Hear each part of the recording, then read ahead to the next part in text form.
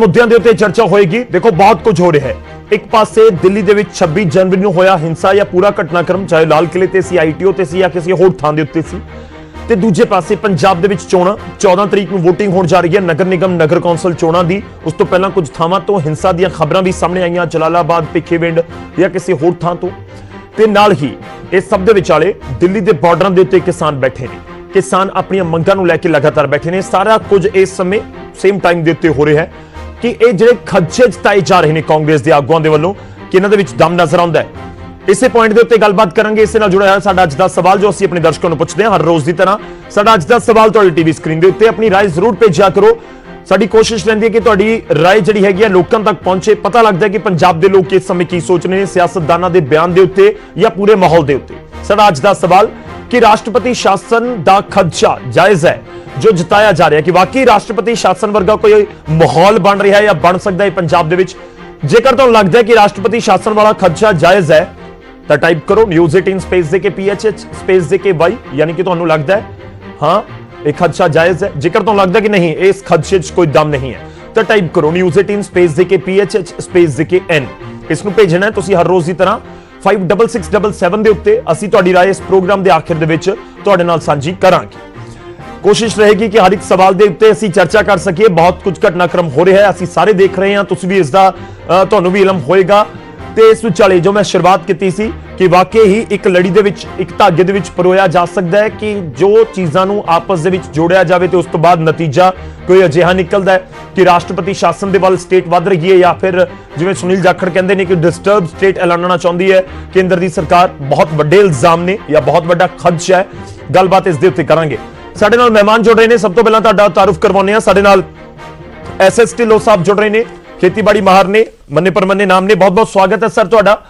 ਸਾਡੇ ਨਾਲ ਰਾਜਕੁਮਾਰ ਵੇਰਕਾ ਜੀ ਜੁੜਨਗੇ, ਕਾਂਗਰਸ ਦੇ ਵਿਧਾਇਕ ਨੇ। ਕੁਝ ਹੀ ਪਲਾਂ ਦੇ ਵਿੱਚ ਸਾਡੇ ਨਾਲ ਹਰਜੀਤ ਸਿੰਘ ਗਰੇਵਾਲ ਜੁੜਨਗੇ, ਬੀਜੇਪੀ ਨੂੰ ਰਿਪਰੈਜ਼ੈਂਟ ਕਰਨਗੇ, ਬੀਜੇਪੀ ਦੇ ਸੀਨੀਅਰ ਆਗੂ ਨੇ। ਮੈਂ ਢਿੱਲੋਂ ਸਾਹਿਬ ਸ਼ੁਰੂਆਤ ਤੁਹਾਡੇ ਤੋਂ ਕਰਨ ਜਾ ਰਹੇ ਹਾਂ।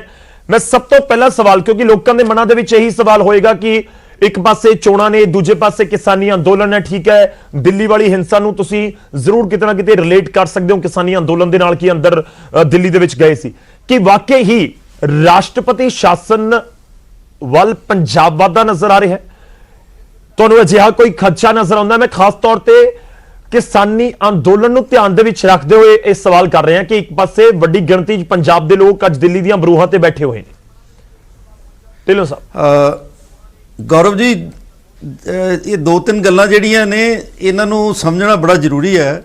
ਨੰਬਰ 1 ਕਿ ਜਿਹੜੀ ਪੰਜਾਬ ਦੇ ਵਿੱਚ ਇਲੈਕਸ਼ਨ ਹੋਣ ਜਾ ਰਹੀ ਹੈ ਇਹਦਾ ਪਿੰਡਾਂ ਦੇ ਨਾਲ ਕੋਈ ਸੰਬੰਧ ਨਹੀਂ, ਕਿਉਂਕਿ ਇਲੈਕਸ਼ਨ ਮਿਊਨਿਸਪਲ ਕਮੇਟੀਆਂ ਦੀ ਨਗਰ ਨਿਗਮ ਦੀਆਂ ਜਿਹੜੀਆਂ ਲੋਕਲ ਬੋਡੀਜ਼ ਦੇ ਵਿੱਚ ਪੰਚਾਇਤ ਦੀਆਂ ਇਲੈਕਸ਼ਨਾਂ ਨਹੀਂ ਹਨ।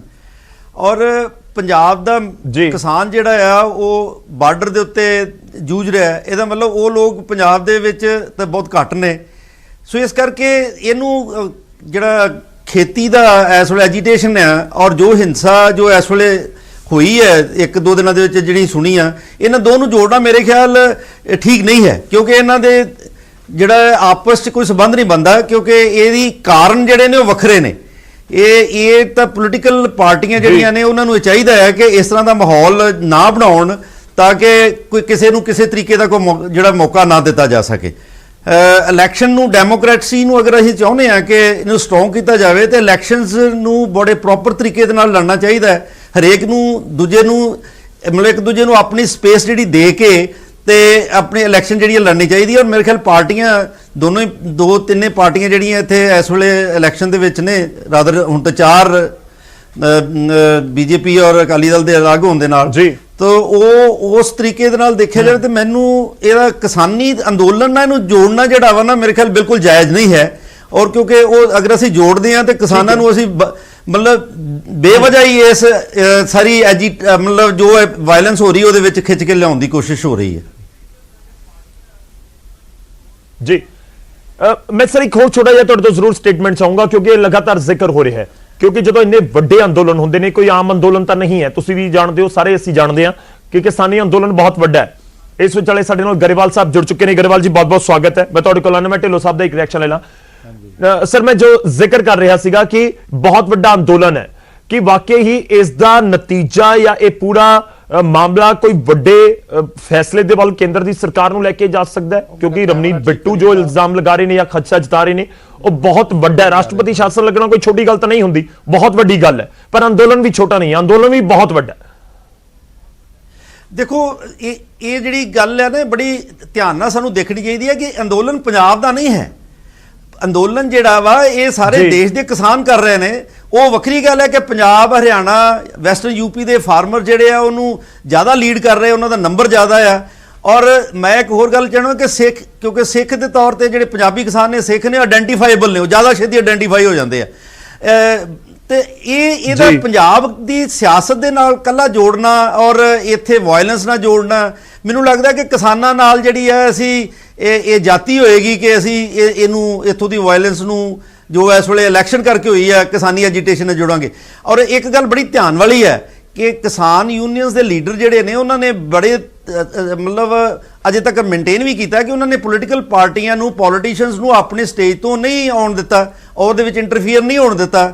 ਤੇ ਇਹਦਾ ਮਤਲਬ ਇਹ ਹੈ ਕਿ ਇਸ ਐਜੀਟੇਸ਼ਨ ਦਾ ਪੰਜਾਬ ਦੀ ਪੋਲਿਟਿਕਸ ਨਾਲ ਟਿਲ ਡੇਟ ਪਤਾ ਨਹੀਂ ਕੱਲ ਨੂੰ ਕੀ ਹੁੰਦਾ ਹੈ, ਕਿਸ ਤਰੀਕੇ ਦੀ ਸਿਚੁਏਸ਼ਨ ਹੁੰਦੀ ਹੈ, ਲੇਕਿਨ ਅੱਜ ਤੱਕ ਇਹਦਾ ਪੋਲੀਟੀਕਲ ਮਤਲਬ ਜਿਹੜੀ ਪੰਜਾਬ ਦੀ ਪੋਲਿਟਿਕਸ ਉਹਦੇ ਨਾਲ ਕੋਈ ਸੰਬੰਧ ਨਹੀਂ ਹੈ। ਸੋ ਇਸ ਕਰਕੇ ਇਹਨੂੰ ਐਗਰੀਕਲਚਰ ਐਜੀਟੇਸ਼ਨ ਨੂੰ ਉਹਨਾਂ ਦੀਆਂ ਡਿਮਾਂਡਸ ਦੇ ਹਿਸਾਬ ਨਾਲ ਜੋ ਮਤਲਬ ਇਸ ਵੇਲੇ ਡਿਮਾਂਡ ਕਰ ਰਿਹਾ ਉਹਦੇ ਹਿਸਾਬ ਨਾਲ ਦੇਖਣਾ ਚਾਹੀਦਾ, ਨਾ ਕਿ ਪੰਜਾਬ ਦੇ ਵਿੱਚ ਇਲੈਕਸ਼ਨ ਕਰਕੇ ਕੀ ਹੋ ਰਿਹਾ ਹੈ। ਠੀਕ ਹੈ, ਮੈਂ ਸਰ ਤੁਹਾਡੇ ਕੋਲ ਵਾਪਸ ਆਵਾਂਗਾ। ਹਰਜੀਤ ਸਿੰਘ ਗਰੇਵਾਲ ਸਾਡੇ ਨਾਲ ਬੀਜੇਪੀ ਦੇ ਸੀਨੀਅਰ ਆਗੂ ਜੁੜ ਚੁੱਕੇ ਨੇ। ਗਰੇਵਾਲ ਸਾਹਿਬ, ਇੱਕ ਵਾਰ ਫਿਰ ਤੋਂ ਤੁਹਾਡਾ ਸਵਾਗਤ ਹੈ। ਇਸ ਵਿਚਾਲੇ ਇਹ ਵੀ ਜ਼ਿਕਰ ਗਰੇਵਾਲ ਸਾਹਿਬ ਨੇ ਜੋ ਬਿਆਨ ਦਿੱਤਾ ਸੀ, ਬੀਜੇਪੀ ਦੇ ਆਗੂਆਂ ਨੇ ਬਿਆਨ ਦਿੱਤਾ ਹੈ ਕਿ ਜੋ 26 ਜਨਵਰੀ ਨੂੰ ਹੋਇਆ ਉਹ ਪੂਰੀ ਪਲੈਨਿੰਗ ਨਾਲ ਸੀ ਤੇ ਉਹ 84 ਵਰਗੀ ਘਟਨਾ ਨੂੰ ਅੰਜਾਮ ਦੇਣ ਦੀ ਸਾਜ਼ਿਸ਼ ਘੜੀ ਗਈ ਸੀ। ਮੈਂ ਗਰੇਵਾਲ ਸਾਹਿਬ ਇੱਥੋਂ ਹੀ ਸ਼ੁਰੂਆਤ ਕਰਦਾ ਕਿ ਵਾਕਈ ਤੁਹਾਨੂੰ ਲੱਗਦਾ ਕਿ ਇੰਨਾ ਵੱਡਾ ਕੋਈ ਘਟਨਾਕ੍ਰਮ ਨੂੰ ਅੰਜਾਮ ਦਿੱਤਾ ਜਾਣਾ ਸੀ, ਇਹ ਪੂਰੀ ਸਾਜ਼ਿਸ਼ ਘੜੀ ਗਈ ਸੀ? ਜੇਕਰ ਤੁਹਾਨੂੰ ਵਾਕਈ ਲੱਗਦਾ ਕਿ ਅਜਿਹੀ ਸਾਜ਼ਿਸ਼ ਸੀ ਤਾਂ ਫਿਰ ਕੌਣ ਇਸ ਦੇ ਪਿੱਛੇ, ਕੌਣ ਇਸ ਦੇ ਪਿੱਛੇ? ਪੰਜਾਬੀ ਤੁਹਾਨੂੰ ਲੱਗਦਾ ਕਿ ਅਜਿਹੀ ਕੋਈ ਕਦਮ ਚੁੱਕ ਲੈਣਗੇ? ਉੱਥੇ ਵੀ ਬਹੁਤ ਪੰਜਾਬੀ ਰਹਿੰਦੇ ਨੇ, ਦਿੱਲੀ 'ਚ ਤੁਸੀਂ ਵੀ ਜਾਂਦੇ ਰਹਿੰਦੇ ਹੋ, ਦਿੱਲੀ 'ਚ ਬਹੁਤ ਵੱਡੀ ਗਿਣਤੀ 'ਚ ਪੰਜਾਬ ਦੇ ਲੋਕ ਪੰਜਾਬੀ ਰਹਿੰਦੇ ਨੇ। ਗੌਰਵ ਜੀ, ਇਸ ਘਟਨਾ ਨੂੰ ਨਾ, ਇਹਨਾਂ ਗੱਲਾਂ ਨੂੰ ਖਾਲੀ ਸਿੱਖਾਂ ਨਾਲ ਨਾ ਜੋੜੋ।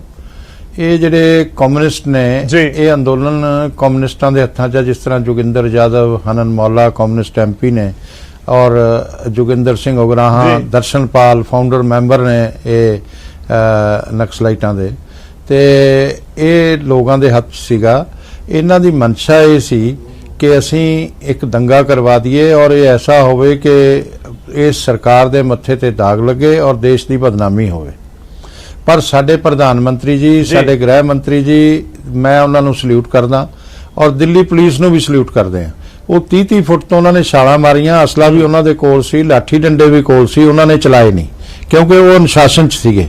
ਔਰ ਇਹਨਾਂ ਦੀ ਜਿਹੜੀ ਮਨਸ਼ਾ ਸੀ ਉਹ ਬੜੀ ਗਲਤ ਸੀ ਔਰ ਹਮਲਾ ਵੀ ਕੀਤਾ, ਸਭ ਕੁਝ ਕੀਤਾ। ਪਰ ਇਹ ਜਿਹੜੇ ਸਧਾਰਨ ਕਿਸਾਨ ਨੇ, ਜਿਨ੍ਹਾਂ ਨੂੰ ਇਹ ਕਹਿ ਕੇ ਲੈ ਆਏ ਨੇ ਕਿ ਤੁਹਾਡੀਆਂ ਜ਼ਮੀਨਾਂ ਮੋਦੀ ਜੀ ਨੇ ਖੋ ਕੇ ਅਡਾਨੀ ਔਰ ਅੰਬਾਨੀ ਨੂੰ ਦੇ ਦੇਣੀਆਂ ਨੇ। ਮੈਂ ਵੀ ਜੱਟਾਂ ਕਿਸਾਨ ਆ, ਮੇਰੀ ਵੀ ਜ਼ਮੀਨ ਆ। ਮੈਨੂੰ ਜੇ ਕੋਈ ਕਹਿ ਦੇ ਕਿ ਤੇਰੀ ਜ਼ਮੀਨ ਤੇ ਕਬਜ਼ਾ ਕਰ ਲਾਂਗੇ, ਮੈਂ ਮਰਨ ਤੇ ਹੋ ਜਾਊਂਗਾ, ਹਾਲਾਂਕਿ ਮੈਂ ਕਾਨੂੰਨ ਨੂੰ ਮੰਨਦਾ।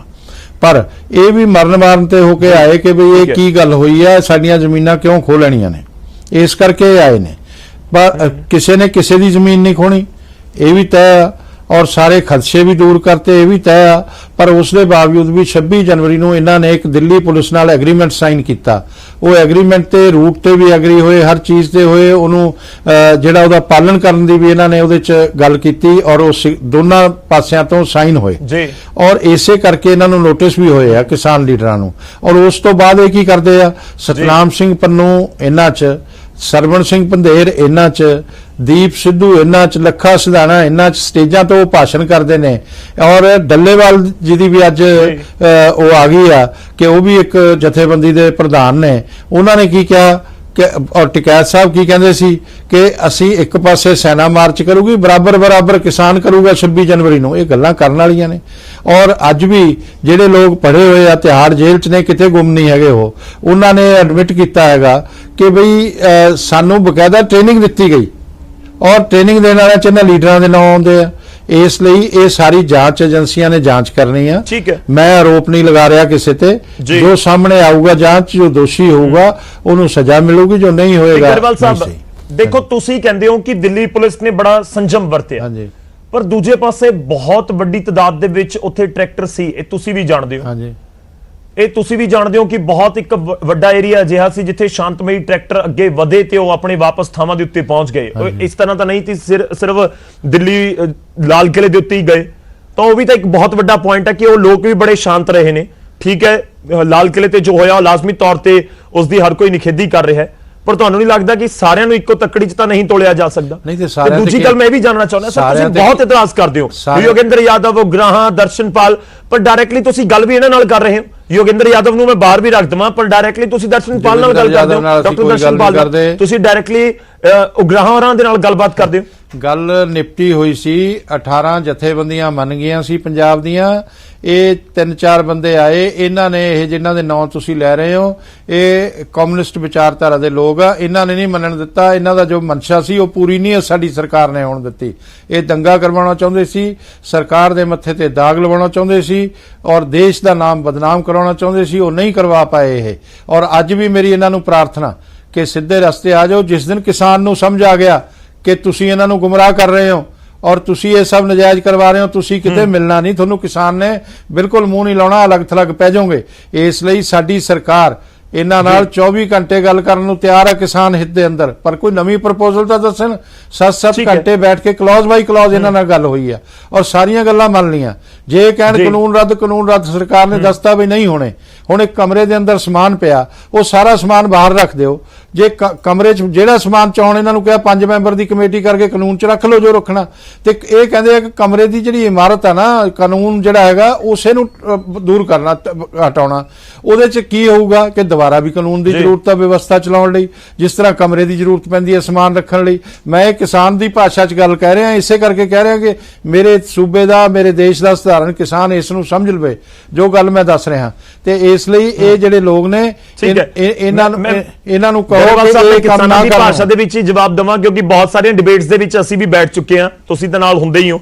ਕਿਸਾਨ ਕਹਿੰਦੇ ਨੇ ਕਿ ਜਿਹੜਾ ਤੁਸੀਂ ਕਮਰਾ ਕਹਿ ਰਹੇ ਹੋ, ਕਮਰੇ ਦੀ ਥਾਂ ਠੀਕ ਨਹੀਂ ਹੈਗੀ। ਅੱਛਾ, ਕਿ ਉਹ ਕਮਰਾ ਉੱਥੇ ਬਣਨਾ ਹੀ ਨਹੀਂ ਚਾਹੀਦਾ ਸੀ ਜਿਹੜਾ ਤੁਸੀਂ ਕਮਰੇ ਦਾ ਜ਼ਿਕਰ ਕਰ ਰਹੇ ਹੋ। ਅਰੇ ਭਾਈ, ਜਦੋਂ ਇਹ ਕਹਿਤਾ ਗੌਰਵ ਜੀ ਕਿ 5-5 ਮੈਂਬਰ ਦੀ ਕਮੇਟੀ ਬਣਾ ਲਓ, ਜੋ ਕਮੇਟੀ ਆਪਣਾ ਜਦੋਂ ਤੱਕ ਵਿਚਾਰ ਨਹੀਂ ਦੇਗੀ ਕਿ ਕੀ ਹੋਣਾ ਚਾਹੀਦਾ, ਉਦੋਂ ਤੱਕ ਇਹ ਕਾਨੂੰਨ ਹੋਲਡ ਤੇ ਪਾ ਦਿੰਦੇ ਆ। ਜਿਹੜਾ ਜਿਹਾ ਕਾਨੂੰਨ ਤੁਸੀਂ ਚਾਹੁੰਦੇ ਹੋ ਉਹ ਜਿਹਾ ਬਣਾ ਲਓ। ਕਮਰੇ ਦੀ ਥਾਂ ਦਾ ਕੀ ਮਤਲਬ ਹੋ ਗਿਆ?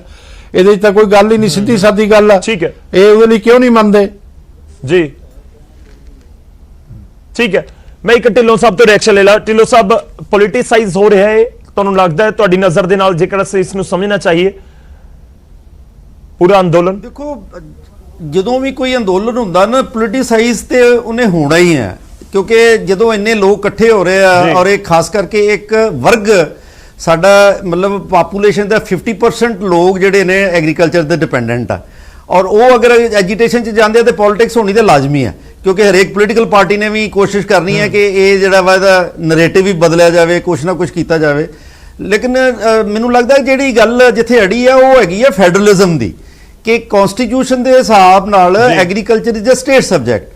ਤੇ ਇਹ ਮਤਲਬ ਅਗਰ ਸਟੇਟਸ ਤੇ ਛੱਡ ਦਿੱਤਾ ਜਾਂਦਾ ਹੈ ਕਿ ਆਪਣੇ ਆਪਣੇ ਜਿਹੜੇ ਉਹ ਬਣਾ ਲੈਣ APMC ਐਕਟ ਦੇ ਹਿਸਾਬ ਨਾਲ ਜੋ ਉਹਨਾਂ ਨੇ ਕਰਨਾ, ਜਿੱਥੇ ਜਿਹਨੂੰ ਠੀਕ ਲੱਗਦਾ ਉਹ ਕਰ ਲਵੇ, ਸੈਂਟਰ ਨੂੰ ਇਹਦੇ 'ਚ ਨਹੀਂ ਇੰਟਰਫੀਅਰ ਕਰਨਾ ਚਾਹੀਦਾ, ਕਿਉਂਕਿ ਵਨ ਸਾਈਜ਼ ਫਿਟਸ ਆਲ ਜਿਹੜਾ ਨਾ ਪ੍ਰੋਪੋਜੀਸ਼ਨ ਹਿੰਦੁਸਤਾਨ 'ਚ ਮੇਰੇ ਖਿਆਲ ਲਾਗੂ ਨਹੀਂ ਹੋ ਸਕਦੀ। Hindustan is a diverse, India is a diverse country. ਇੱਥੇ ਇਕਨੋਮਿਕਲੀ, ਜੀਓਗ੍ਰਾਫਿਕਲੀ ਅਸੀਂ ਵੱਖ-ਵੱਖ ਤਰ੍ਹਾਂ ਦੇ ਔਰ ਸਾਡੀਆਂ ਫਸਲਾਂ ਜੋ ਉਗਾਉਂਦੇ ਉਹ ਵੀ ਵੱਖ-ਵੱਖ ਨੇ।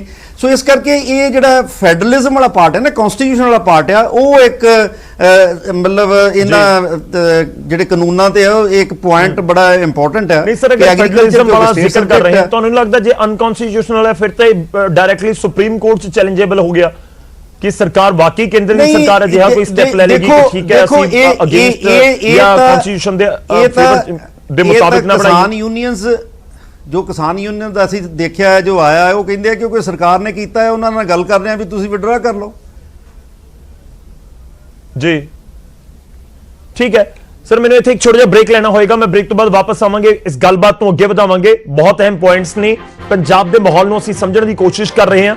ਬ੍ਰੇਕ ਤੋਂ ਬਾਅਦ ਗਰੇਵਾਲ ਸਾਹਿਬ ਵਾਕਈ ਉਹ ਪੰਜਾਬ ਦੇ ਮਾਹੌਲ ਨੂੰ ਅੱਜ ਕਿਸ ਤਰੀਕੇ ਨਾਲ ਦੇਖਦੇ ਨੇ। ਛੋਟਾ ਜਿਹਾ ਬ੍ਰੇਕ ਲੈ ਰਹੇ ਹਾਂ, ਬ੍ਰੇਕ ਤੋਂ ਬਾਅਦ ਵਾਪਸ ਆਉਨੇ ਆ ਤੇ ਚਰਚਾ ਨੂੰ ਅੱਗੇ ਵਧਾਵਾਂਗੇ। ਵਾਰੀ ਇੱਕ ਵਾਰ ਫਿਰ ਤੋਂ ਸਾਡੇ ਅੱਜ ਦੇ ਸਵਾਲ ਦੀ ਹੈ ਜੋ ਅਸੀਂ ਆਪਣੇ ਦਰਸ਼ਕਾਂ ਨੂੰ ਪੁੱਛ ਰਹੇ ਹਾਂ ਹਰ ਰੋਜ਼ ਦੀ ਤਰ੍ਹਾਂ।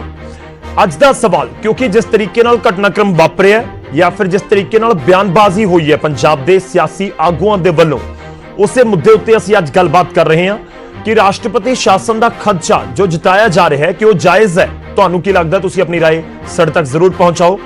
ਜੇਕਰ ਤੁਹਾਨੂੰ ਲੱਗਦਾ ਹੈ ਕਿ ਹਾਂ ਇਹ ਖਦਸ਼ਾ ਜਾਇਜ਼ ਹੈ ਤਾਂ ਟਾਈਪ ਕਰੋ News18 ਸਪੇਸ ਦੇ ਕੇ PHH ਸਪੇਸ ਦੇ ਕੇ Y।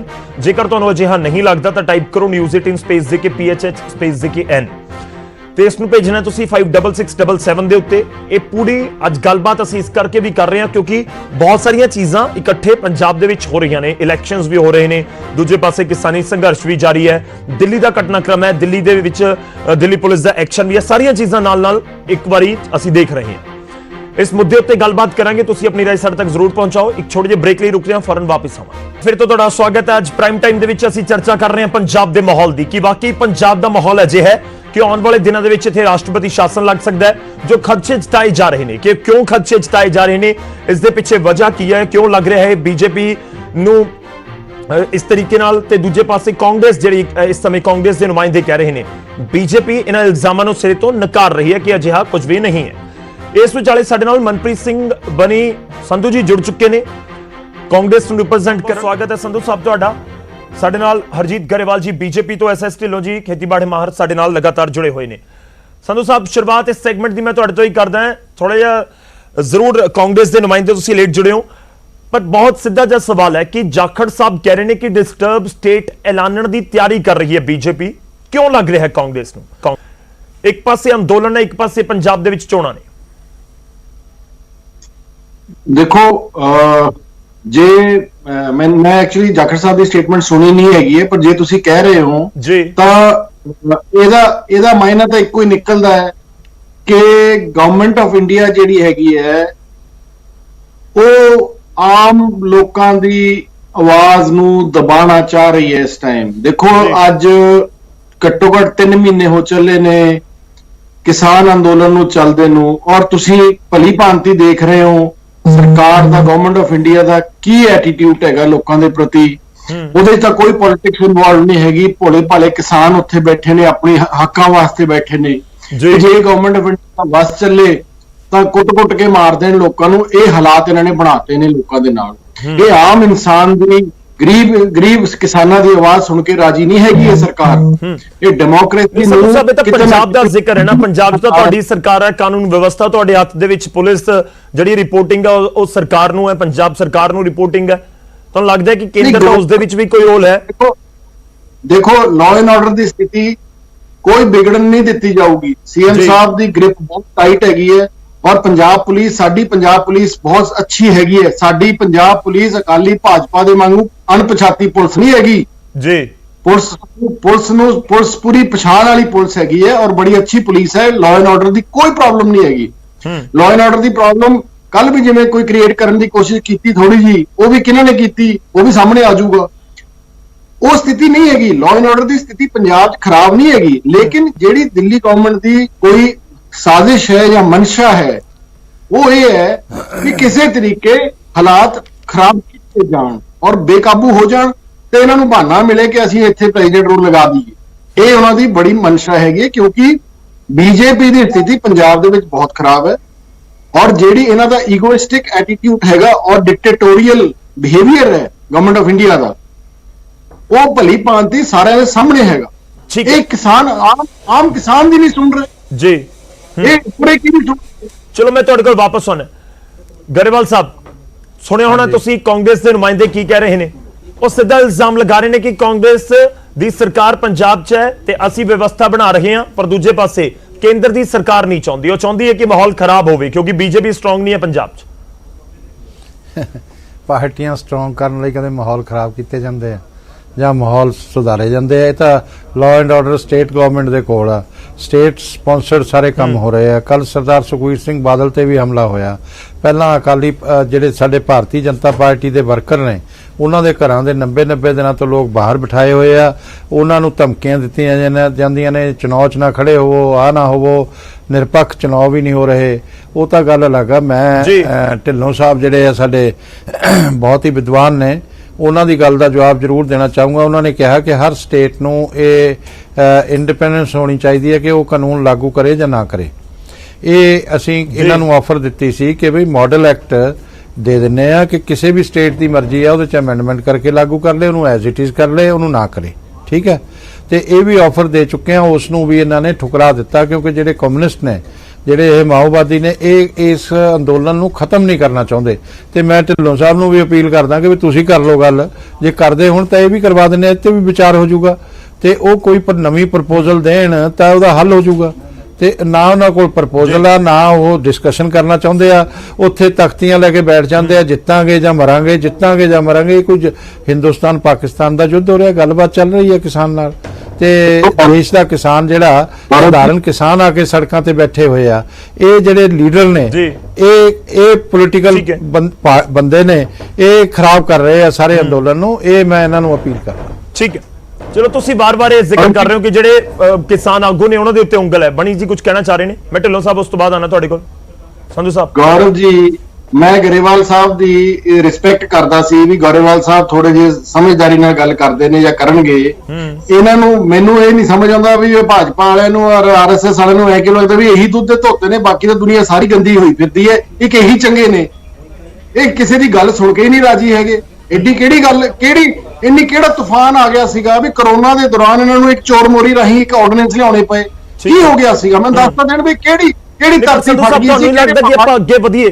ਤੁਹਾਨੂੰ ਨਹੀਂ ਲੱਗਦਾ ਕਿ ਪੋਲੀਟੀਕਲ ਪਾਰਟੀਆਂ ਹਰ ਡਿਬੇਟ ਅੱਗੇ ਵਧੇ? ਹੋਣਾ ਸੀ ਜੋ ਹੋ ਲਿਆ ਉਹ ਜੂਨ ਦੇ ਵਿੱਚ ਆਰਡੀਨੈਂਸ ਆ ਗਿਆ, ਫਿਰ ਉਸ ਤੋਂ ਬਾਅਦ ਆ ਕੇ ਲੋਕ ਸਭਾ ਰਾਜ ਸਭਾ ਦੇ ਵਿੱਚ ਪਾਸ ਵੀ ਹੋ ਗਏ, ਕਾਨੂੰਨ ਬਣ ਗਏ, ਉਸ ਤੋਂ ਬਾਅਦ ਸੁਪਰੀਮ ਕੋਰਟ ਨੇ ਰੋਕ ਲਗਾਤੀ। ਪਰ ਅੱਜ ਦੀ ਡੇਟ ਦੇ ਵਿੱਚ ਤੁਹਾਨੂੰ ਲੱਗਦਾ ਕਿ ਅੱਗੇ ਵਧਣਾ ਚਾਹੀਦਾ ਕਿ ਅਸੀਂ ਗੱਲ ਕਰੀਏ ਕਿ ਹੁਣ ਹੱਲ ਕਿਵੇਂ ਨਿਕਲੇਗਾ? ਅਸੀਂ ਅੱਗੇ ਵਧਾਉਣਾ ਕਿਹਨੇ ਹੈ? ਗਵਰਨਮੈਂਟ ਆਫ ਇੰਡੀਆ ਦੀ ਪਾਲੇ ਗੇਂਦ ਪਈ ਹੈਗੀ ਹੈ, ਕਿਸਾਨ ਬੈਠੇ ਨੇ, ਇਹ ਕਿਸਾਨਾਂ ਨਾਲ ਗੱਲ ਕਿਉਂ ਨਹੀਂ ਕਰਦੇ? ਉਹ ਕਹਿੰਦੇ ਨੇ ਸਾਨੂੰ ਇਹ ਕਾਨੂੰਨ ਨਹੀਂ ਮਨਜ਼ੂਰ ਹੈਗੇ ਜੀ। ਜੇ ਕਿਸੇ ਦਾ ਭਲਾ, ਜੇ ਕਿਸੇ ਦੇ ਭਲੇ ਲਈ ਕਰ ਰਹੇ ਨੇ ਔਰ ਅਗਲੇ ਨੂੰ ਭਲਾ ਮਨਜ਼ੂਰ ਨਹੀਂ ਹੈ, ਮੰਨ ਲਓ ਭਲਾ ਹੀ ਹੈ, ਭਲਾ ਨਹੀਂ ਮਨਜ਼ੂਰ ਹੋਣਾ ਜੀ, ਤੇ ਇਹ ਕੀ ਲੋੜ ਹੈ ਇਹਨਾਂ ਨੂੰ ਕਰਨ ਦੀ?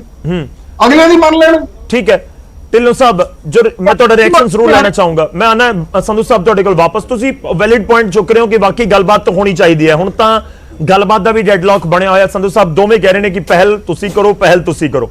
ਤਾਂ ਹੁਣ ਪਹਿਲ ਕੌਣ ਕਰੇਗਾ? ਇਸ ਦੇ ਉੱਤੇ ਵੀ ਹੁਣ ਪੂਰਾ ਜਿਹੜਾ ਇੱਕ ਸਸਪੈਂਸ ਬਣਿਆ ਹੋਇਆ। ਇਹ ਬੜਾ ਦਿਲ ਰੱਖਣ, ਇਹ ਬੜੇ ਨੇ, ਸਰਕਾਰ ਹੈ, ਮੋਦੀ ਸਾਹਿਬ ਪ੍ਰਾਈਮ ਮਿਨਿਸਟਰ ਨੇ, ਬੜੇ ਇੱਕ ਦੇਸ਼ ਦੇ ਇਸ ਟਾਈਮ ਉਹ ਪ੍ਰਧਾਨ ਮੰਤਰੀ ਨੇ, ਉਹ ਬੜਾ ਦਿਲ ਰੱਖਣ, ਬੜਾ ਦਿਲ ਰੱਖ ਕੇ ਗੱਲਬਾਤ ਹੋਣੀ ਚਾਹੀਦੀ ਹੈ। ਪਰ ਸਵਾਲ ਤਾਂ ਉਹ ਵੀ ਹੈ ਕਿ ਗੱਲਬਾਤ ਹੋਵੇ ਕਿਵੇਂ? ਢਿੱਲੋਂ ਸਾਹਿਬ, ਲੱਗਦਾ ਕਿ ਗੱਲਬਾਤ ਅੱਗੇ ਤੁਰੇਗੀ?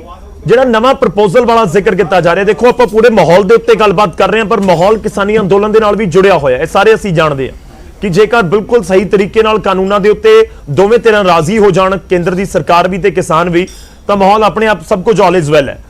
ਢਿੱਲੋਂ ਸਾਹਿਬ, ਤੁਹਾਨੂੰ ਲੱਗਦਾ ਹੈ ਕਿ ਨਵੇਂ ਪ੍ਰਪੋਜ਼ਲ ਦੇ ਉੱਤੇ ਕਿਸਾਨ ਜਥੇਬੰਦੀਆਂ ਵਿਚਾਰ ਕਰ ਸਕਦੀਆਂ ਨੇ ਜਾਂ ਕਰਨਾ ਚਾਹੀਦਾ ਹੈ?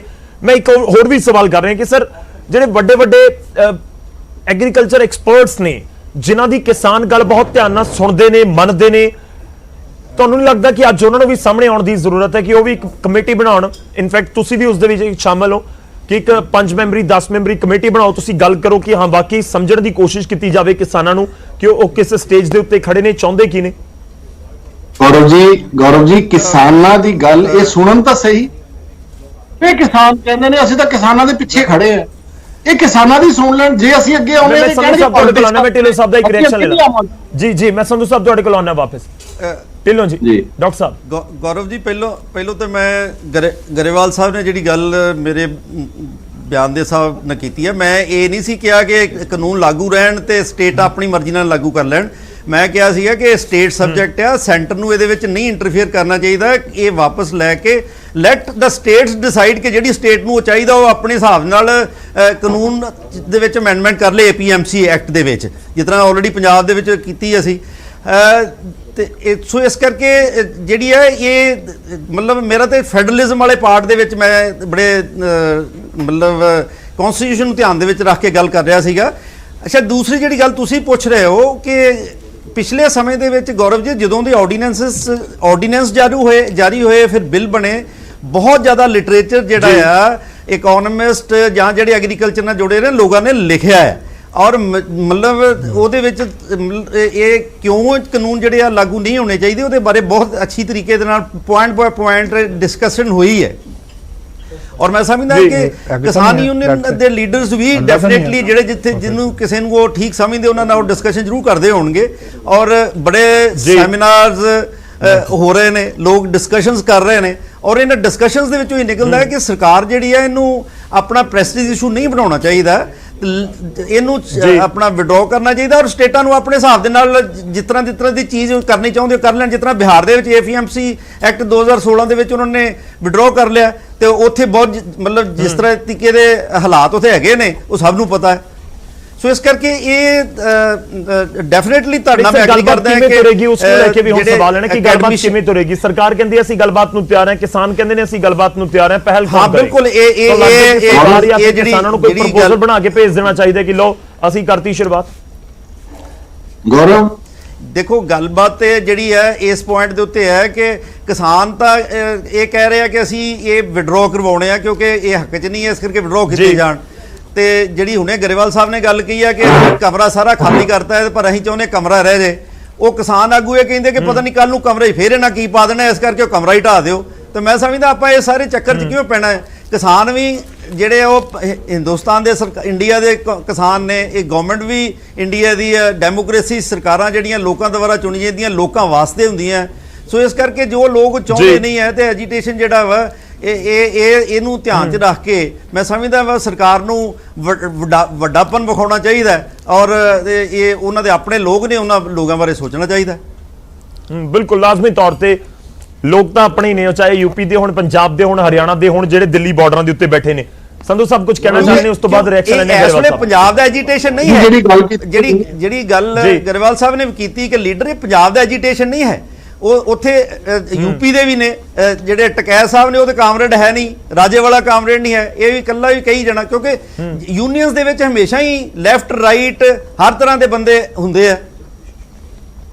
ਜੀ ਠੀਕ ਹੈ ਗੌਰਵ ਜੀ, ਆਪਣੀ ਸੰਧੂ ਸਾਹਿਬ। ਗੌਰਵ ਜੀ ਤੁਸੀਂ ਜਿਵੇਂ ਕਹਿ ਰਹੇ ਸੀ ਵੀ ਗੱਲਬਾਤ ਕਿਵੇਂ ਚੱਲੂਗੀ, ਮੈਂ ਇਹਦਾ ਇੱਕ ਇਹਨਾਂ ਨੂੰ ਦੱਸ ਦਿੰਦਾ ਗੱਲ ਕਿਵੇਂ ਚੱਲ ਸਕਦੀ ਹੈ। ਜੇ ਪ੍ਰਧਾਨ ਮੰਤਰੀ ਜੀ ਜਿਹੜੀ ਗੱਲ ਕਹਿ ਰਹੇ ਸੀਗੇ ਵੀ ਇੱਕ ਆਈ ਐਮ ਵਨ ਕਾਲ ਅਵੇ, ਹਾਂਜੀ ਜੀ, ਤੇ ਜੇ ਪ੍ਰਧਾਨ ਮੰਤਰੀ ਜੀ ਜੀਓ ਦਾ ਫੋਨ ਛੱਡ ਕੇ ਤੇ BSNL ਦੇ ਫੋਨ ਤੇ ਸਰਕਾਰ ਦੇ ਫੋਨ ਤੇ ਗੱਲ ਕਰ ਲੈਣ ਤਾਂ ਗੱਲਬਾਤ ਤੁਰ ਪਈ। ਇਹਨਾਂ ਨੂੰ BSNL ਦੇ ਫੋਨ ਤੇ ਆਉਣਾ ਪੈਣਾ ਹੈ। ਸਰਕਾਰ ਦਾ ਇਹ ਸਰਕਾਰ ਦੇ ਪਿਤਾ ਸਮਾਨ ਨੇ, ਬੜਾ ਦਿਲ ਰੱਖਣ, ਕਿਸਾਨਾਂ ਦੇ ਨਾਲ ਗੱਲ ਕਰਨ, ਨਾ ਕਿ ਕਿਸਾਨਾਂ ਦੇ ਅੱਗੇ ਕਿੱਲਾਂ ਦੀ ਉਹ ਰੋਡ ਵਿਛਾ ਦੇਣ ਤੇ ਬੈਰੀਕੇਡਾਂ ਦੇ ਵਿੱਚ ਕੰਕਰੀਟ ਦੁਬਾਰਾ ਕਰ ਦੇਣ। ਇਹ ਸ਼ੋਭਾ ਨਹੀਂ ਦਿੰਦੀ ਹੈ ਪ੍ਰਧਾਨ ਮੰਤਰੀ ਨੂੰ। ਸਰਕਾਰ ਚਲੋ ਠੀਕ ਹੈ, ਸਰਕਾਰ ਨਹੀਂ, ਤੁਸੀਂ ਜਿਹੜਾ ਪੁਆਇੰਟ ਕਹਿ ਰਹੇ ਹੋ ਲਾਜ਼ਮੀ ਤੌਰ ਤੇ ਸਰਕਾਰ ਅੱਗੇ ਆਏਗੀ, ਗੱਲਬਾਤ ਕਰਨ ਨੂੰ ਅੱਗੇ ਆਵੇ ਤਾਂ ਲਾਜ਼ਮੀ ਤੌਰ ਤੇ ਉਮੀਦ ਹੈ ਕਿ ਹੱਲ ਹੋ ਜਾਏਗਾ।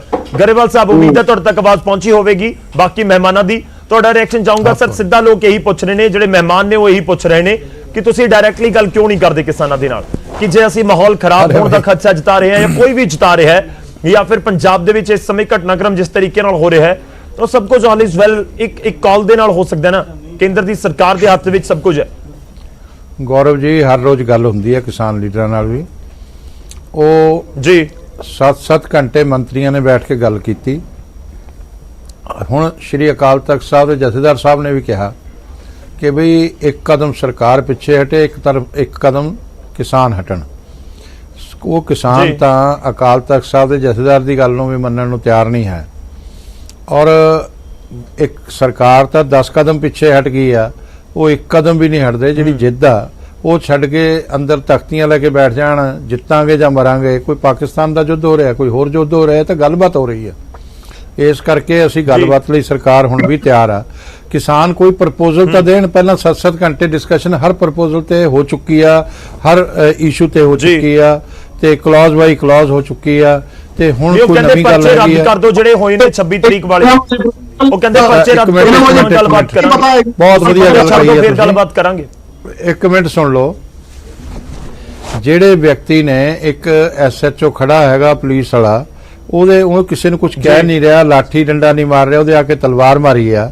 ਇਹ ਕੋਈ ਤੁਸੀਂ ਇਹਨੂੰ ਐਪਰੀਸ਼ੀਏਟ ਕਰੋਗੇ? ਜਿਹੜਾ ਕਾਨੂੰਨ ਤੋੜਦਾ, ਜਿਹੜਾ ਗਲਤ ਕੰਮ ਕਰਦਾ, ਉਹਨੂੰ ਸਜ਼ਾ ਹੋਣੀ ਚਾਹੀਦੀ ਹੈ ਜਾਂ ਨਹੀਂ ਹੋਣੀ ਚਾਹੀਦੀ? ਇਹਦੇ 'ਚ ਵੀ ਉਹਨਾਂ ਨੂੰ ਵੀ ਪ੍ਰੋਟੈਕਟ ਕੀਤਾ ਜਾਊਗਾ। ਇਹ ਗੱਲ ਨਹੀਂ ਹੋਣੀ ਚਾਹੀਦੀ। ਉਹ ਤਾਂ ਖੜਾ ਸੀ, ਉਹ ਤਾਂ ਕਿਸੇ ਨੂੰ ਕੁਝ ਕਹਿ ਹੀ ਨਹੀਂ ਰਿਹਾ ਸੀ। ਸਾਰੇ ਤੁਸੀਂ ਟੀਵੀ ਤੇ ਮੀਡੀਆ ਨੇ ਦਿਖਾਇਆ। ਫਿਰ ਪੁਲਿਸ ਵਾਲਿਆਂ ਨੇ ਤਾਂ, ਮੈਂ ਦਿੱਲੀ ਪੁਲਿਸ ਨੂੰ ਸਲੂਟ ਕਰਦਾ ਕਿ ਕਿਸੇ ਦੇ ਲਾਠੀ ਡੰਡਾ ਵੀ ਨਹੀਂ ਮਾਰਿਆ, 30-30 ਫੁੱਟ ਤੋਂ ਛਾਲਾਂ ਮਾਰੀਆਂ, ਕੋਈ ਮਾਰ ਕੇ ਦਿਖਾਵੇ। ਉਹਨਾਂ ਨੇ ਆਪਣੇ ਆਪ ਨੂੰ ਬਚਾਉਣ ਲਈ ਇਹ ਕੀਤਾ। ਤੇ ਜਿਹੜੇ ਬੰਦੇ ਉਹਨਾਂ ਨੂੰ ਇਦਾਂ ਛਾਲਾਂ ਮਾਰਨ ਲਈ ਮਜਬੂਰ ਕਰ ਰਹੇ ਆ, ਕੀ ਉਹ ਅੱਛੀ ਗੱਲ ਆ? ਤੇ ਇਹਨਾਂ ਸਾਰੀਆਂ ਗੱਲਾਂ ਨੂੰ ਦੇਖੋ, ਇਦਾਂ ਨਾ ਕਰੋ। ਤੁਸੀਂ ਕਹਿ ਰਹੇ ਹੋ ਪਰਚੇ ਤਾਂ ਰੱਦ ਨਹੀਂ ਹੋਣੇ, ਗੱਲਬਾਤ ਕਰੋ ਪਰ ਪਰਚੇ ਰੱਦ ਨਹੀਂ ਹੋਣੇ। ਨਹੀਂ, ਉਹ ਤਾਂ ਅੱਗੇ ਕਾਨੂੰਨ ਆਪਣਾ ਕੰਮ ਕਰੇਗਾ, ਜਾਂਚ ਏਜੰਸੀ ਦੇਖੇਗੀ ਕਿਹਨੇ ਕ੍ਰਾਈਮ ਕੀਤਾ, ਕਿਹਨੇ ਨਹੀਂ ਕੀਤਾ। ਜਿਹਨੇ ਨਹੀਂ ਕੀਤਾ ਉਹਦੇ ਰੱਦ ਹੋ ਜਾਣਗੇ। ਉਹ ਕੋਈ ਗੱਲ ਨਹੀਂ ਹੈ ਸੀ ਉਹਦੇ ਚ, ਉਹ ਗੱਲਬਾਤ ਚ ਗੱਲ ਹੋ ਜਾਂਦੀ ਹੁੰਦੀ ਹੈ ਸਰ। ਪਰਚੇ ਰੱਦ ਕਰਨ ਦਾ ਜ਼ਿਕਰ ਹੁੰਦਾ, ਤੁਸੀਂ ਅੱਗੇ ਸ਼ਰਤਾਂ ਨਾਲ ਕੋਈ ਗੱਲ ਨਹੀਂ ਚੱਲਦੀ ਹੁੰਦੀ ਨੇ।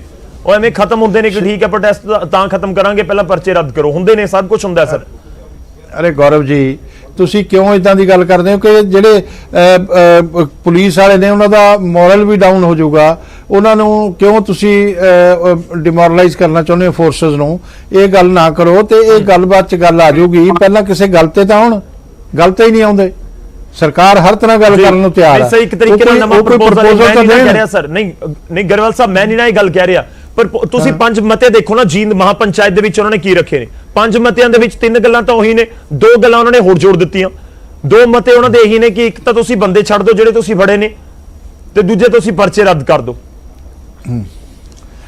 ਇਸ ਤਰ੍ਹਾਂ ਜਿਹੜਾ ਨੇ ਬੰਦੇ ਭੜਕਾਏ ਆ, ਜਿਨ੍ਹਾਂ ਨੇ ਉਹਨਾਂ ਨੂੰ, ਇਹਨਾਂ ਨੇ ਐਗਰੀਮੈਂਟ ਸਾਈਨ ਕੀਤਾ ਪੁਲਿਸ, ਦਿੱਲੀ ਪੁਲਿਸ ਦੇ ਨਾਲ, ਉਹ ਐਗਰੀਮੈਂਟ ਨੂੰ ਵੀ ਵਾਇਲੇਟ ਕੀਤਾ। ਉਹਨਾਂ ਨੇ ਇਹਨਾਂ ਨੂੰ ਇਨਫੋਰਮ ਵੀ ਕੀਤਾ।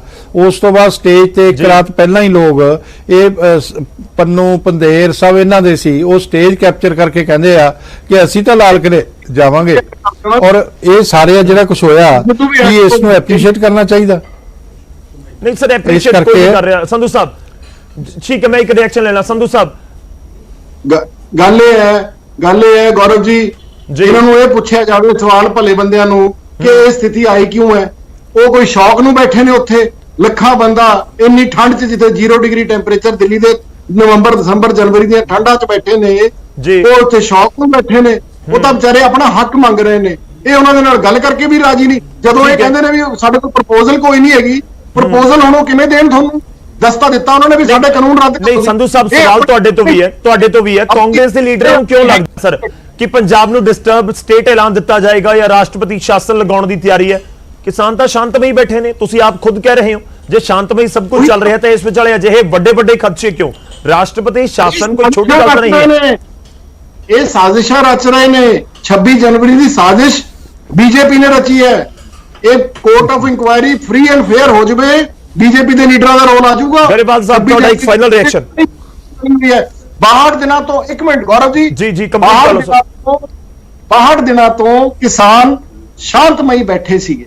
ਕਿਸੇ ਨੇ ਕਿਸੇ ਨੂੰ ਉਂਗਲੀ ਤੱਕ ਨਹੀਂ ਚੱਕੀ, ਓਏ ਤੱਕ ਨਹੀਂ ਕਹੀ। ਤਾਂ ਐਵੇਂ ਇਲਜ਼ਾਮ ਦੇ ਦਈਏ ਉਹਨਾਂ ਤੇ ਵੀ ਹੁਣ 26 ਤਰੀਕ ਨੂੰ ਇੱਕੋ ਦਮ ਵਿਗੜ ਗਏ ਵਿਚਾਰੇ। ਨੋ, ਗਲਤ ਹੈ। ਠੀਕ ਹੈ, ਉਹ 26 ਜਨਵਰੀ ਨੂੰ ਲਾਲ ਕਿਲੇ ਵੱਲ ਦਿੱਲੀ ਪੁਲਿਸ ਲੈ ਕੇ ਗਈ ਹੈ ਉਸ ਗਰੁੱਪ ਝੁੰਡ ਨੂੰ, ਜਿਹੜੇ ਝੁੰਡ ਜਾ ਕੇ ਜਿਹਨੇ ਉਹ ਗੜਬੜ ਕੀਤੀ ਹੈ। ਅਸੀਂ ਉਹਦੀ ਨਿੰਦਿਆ ਕਰਨਾ। ਸਰ ਤੁਸੀਂ ਵੀ ਮੰਗ ਕਰੋ। ਸੰਧੂ ਸਾਹਿਬ, ਤੁਹਾਨੂੰ ਨਹੀਂ ਲੱਗਦਾ ਕਿ ਕਾਂਗਰਸ ਨੂੰ ਮੰਗ ਕਰਨੀ ਚਾਹੀਦੀ ਹੈ ਕਿ ਸੀਬੀਆਈ ਇਨਕੁਆਇਰੀ ਕਰਵਾਓ ਇਸ ਦੀ, ਜਾਂ ਫਿਰ ਇਸ ਤਰੀਕੇ ਨਾਲ ਜਾਂਚ ਹੋਵੇ ਘੱਟੋ ਘੱਟ ਕਿ ਕੋਈ ਸਿਟਿੰਗ ਜੱਜ ਜਾਂਚ ਕਰ ਲੈਣ? ਸਾਰੀ ਇਨਕੁਆਇਰੀ ਕਰਾਓ। ਸੀਬੀਆਈ ਕਿਹੜਾ ਕਿਸੇ ਦੇ ਬਾਹਰੋਂ ਆਉਣੀ ਹੈ? ਫਾਈਨਲ ਰਿਐਕਸ਼ਨ ਤੁਹਾਡਾ। ਗਰੇਵਾਲ ਸਾਹਿਬ, ਬੀਜੇਪੀ ਦੇ ਉੱਤੇ ਇਲਜ਼ਾਮ ਉਹਨਾਂ ਨੇ ਲਗਾ ਦਿੱਤੇ ਕਿ ਜੋ ਵੀ 26 ਨੂੰ ਹੋਇਆ ਉਸ ਦੇ ਪਿੱਛੇ ਕਿਤੇ ਨਾ ਕਿਤੇ ਸਾਜ਼ਿਸ਼ ਸੀ। ਦੇਖੋ, ਕਾਂਗਰਸ ਦੇ ਇਲਜ਼ਾਮਾਂ ਦਾ ਤਾਂ ਕੋਈ ਜਵਾਬ ਨਹੀਂ ਹੈ। ਪੰਜਾਬ 'ਚ ਜੋ ਕੁਛ ਇਹ ਕਰਵਾ ਰਹੇ ਆ ਉਹ ਸਭ ਨੂੰ ਦਿਖਾਈ ਦੇ ਰਿਹਾ, ਤੇ ਅਸੀਂ ਕੋਈ ਇਹੋ ਜਿਹਾ ਕੰਮ ਬੀਜੇਪੀ ਨਾਲ ਕਰਵਾਉਂਦੀ ਆ ਨਾ, ਇਹੋ ਜਿਹੇ ਕੰਮ ਨੂੰ ਐਪਰੀਸ਼ੀਏਟ ਕਰਦੇ ਆ। ਅਸੀਂ ਤਾਂ ਸਾਡੇ ਪ੍ਰਧਾਨ ਮੰਤਰੀ ਨੂੰ, ਗ੍ਰਹਿ ਮੰਤਰੀ ਨੂੰ ਔਰ ਦਿੱਲੀ ਪੁਲਿਸ ਨੂੰ ਸਲੂਟ ਕਰਦੇ ਆ ਜਿਨ੍ਹਾਂ ਨੇ ਦੇਸ਼ ਨੂੰ ਬਚਾ ਲਿਆ। ਇਹ ਕਾਂਗਰਸ ਸਾਡੇ ਮੱਥੇ ਤੇ ਦਾਗ ਲਾ ਕੇ ਆਪਦਾ ਦਾਗ 84 ਦੀ ਨਸਲਕੁਸ਼ੀ ਦਾ ਧੋਣਾ ਚਾਹੁੰਦੀ ਸੀ। ਅਸੀਂ ਉਹ ਦਾਗ ਨਹੀਂ ਲੱਗਣ ਦਿੱਤਾ। ਪ੍ਰਧਾਨ ਮੰਤਰੀ ਜੀ ਨੇ ਕਿਹਾ ਜਿਹੜੇ ਕਿਸਾਨ ਭੋਲੇ ਪਾਲੇ ਸੜਕਾਂ ਤੇ ਬੈਠੇ ਆ ਉਹਨਾਂ ਤੇ ਲਾਠੀ ਡੰਡਾ ਨਹੀਂ ਚਲਾਇਆ ਜਾਊਗਾ, ਚਾਹੇ ਜੈਸੇ ਵੀ ਮਰਜ਼ੀ ਹਾਲਾਤ ਪੈਦਾ ਹੋ ਜਾਣ, ਨਹੀਂ ਚਲਾਇਆ ਗਿਆ। ਇਸ ਤੋਂ ਦੇਸ਼ ਨੂੰ ਬਚਾ ਲਿਆ, ਇਸ ਦਾਗ ਤੋਂ, ਔਰ ਸਾਡੀ ਪਾਰਟੀ ਨੂੰ ਬਚਾ ਲਿਆ। ਇਸ ਲਈ ਅਸੀਂ ਉਹਨਾਂ ਦੇ ਧੰਨਵਾਦੀ ਹਾਂ। ਚਲੋ ਸ਼ੁਕਰੀਆ, ਬਹੁਤ ਬਹੁਤ ਧੰਨਵਾਦ ਸਾਰੇ ਮਹਿਮਾਨਾਂ ਦਾ ਸਾਡੇ ਨਾਲ ਜੁੜਨ ਦੇ ਲਈ। ਡਾਕਟਰ ਸਾਹਿਬ ਤੁਹਾਡਾ ਵੀ, ਸੰਧੂ ਸਾਹਿਬ ਤੁਹਾਡਾ ਵੀ ਧੰਨਵਾਦ, ਤੇ ਗਰੇਵਾਲ ਸਾਹਿਬ ਤੁਹਾਡਾ ਵੀ ਧੰਨਵਾਦ ਸਾਡੇ ਨਾਲ ਜੁੜਨ ਦੇ ਲਈ। ਦੇਖੋ, ਬਹੁਤ ਸੀਰੀਅਸ ਇਸ਼ੂ ਹੈ। ਜੇਕਰ ਅਜਿਹੀ ਸਟੇਟਮੈਂਟਸ ਆ ਰਹੀਆਂ ਨੇ, ਅਜਿਹੇ ਖਦਸ਼ੇ ਜਤਾਏ ਜਾ ਰਹੇ ਨੇ ਕਿ ਵਾਕਈ ਪੰਜਾਬ 'ਚ ਮਾਹੌਲ ਅਜਿਹਾ ਹੈ ਜੋ ਨਹੀਂ ਹੋਣਾ ਚਾਹੀਦਾ। ਪਰ ਜੋ ਡਾਕਟਰ ਸਾਹਿਬ ਨੇ ਕਿਹਾ, ਢਿੱਲੋਂ ਸਾਹਿਬ ਨੇ ਜ਼ਿਕਰ ਕੀਤਾ ਕਿ ਕਿ ਕਿਸਾਨੀ ਅੰਦੋਲਨ ਨੂੰ ਚੋਣਾਂ ਦੀਆਂ ਹਿੰਸਾ ਦੇ ਨਾਲ ਨਾ ਜੋੜਿਆ ਜਾਵੇ ਤੇ ਉਸ ਤਰੀਕੇ ਦੇ ਮਾਹੌਲ ਦੇ ਨਾਲ ਨਾ ਜੋੜਿਆ ਜਾਵੇ। ਖੈਰ ਕਿਸਾਨ ਸ਼ਾਂਤਮਈ ਧਰਨਾ ਪ੍ਰਦਰਸ਼ਨ ਕਰ ਰਹੇ ਨੇ, ਉਮੀਦ ਹੈ ਅੱਗੇ ਵੀ ਜਾਰੀ ਰਹੇਗਾ ਤੇ ਜਲਦ ਇਸ ਮਸਲੇ ਦਾ ਹੱਲ ਕੋਈ ਨਿਕਲੇ। ਹਰ ਕੋਈ ਇਹੀ ਚਾਹ ਰਿਹਾ ਹੈ ਕਿਉਂਕਿ 2-2.5 ਮਹੀਨੇ ਆਲਰੇਡੀ ਹੋ ਚੁੱਕੇ ਨੇ ਕਿ ਕਿਸਾਨ ਦਿੱਲੀ ਦੇ ਬਾਰਡਰਾਂ ਦੇ ਉੱਤੇ ਬੈਠੇ ਹੋਏ ਨੇ। ਇੱਕ ਛੋਟੇ ਜਿਹੇ ਬ੍ਰੇਕ ਲਈ ਰੁਕਦੇ ਹਾਂ, ਵਾਪਸ ਆਵਾਂਗੇ, ਦੱਸਾਂਗੇ ਆਪਣੇ ਦਰਸ਼ਕਾਂ ਦੀ।